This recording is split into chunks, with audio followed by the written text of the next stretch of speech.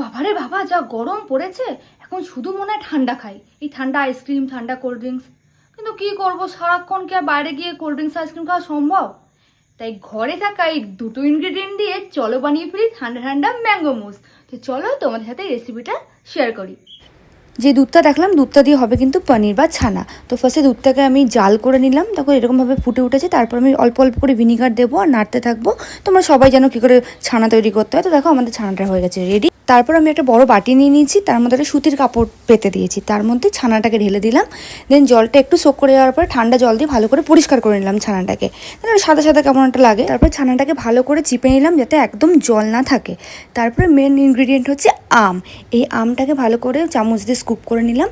বেশ এক বাটি মতনই আম নিয়েছিলাম, তোমরা যেরকম ইচ্ছা নিতে পারো। তো এখানে দেখো পনিরটা আর আমটা আমাদের রেডি হয়ে গেছে।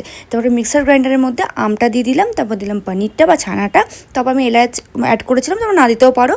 তারপরে ভালো করে গ্রাইন্ড করে নিয়েছিলাম। তারপর দেখো এরকম একটা থিক স্মুথ টাইপের একটা পেস্ট, মাত্র এই দুটো ইনগ্রিডিয়েন্ট দিয়ে দেখো রেডি হয়ে গেছে আমাদের ম্যাঙ্গো মুস ঘরেই। তো তোমরা কিন্তু বাড়িতে এটা ট্রাই করে জানিও, খেতে কিন্তু হেভি টেস্ট। আর গার্নিশের জন্য আমি ইউজ করেছিলাম আম আর একটু বাদাম। আর এটা কিন্তু যারা জিম করে, যারা হেলদি লাইফস্টাইল লিড করে, তাদেরও কিন্তু এটা খেতে পারে, কারণ এর মধ্যে কোনো সুগার নেই। তো আজকের রেসিপিটা কেমন লাগলো তোমরা কিন্তু বাড়িতে ট্রাই করে আমাকে কমেন্ট করে জানিও। দেখা হচ্ছে নেক্সট ব্লগে।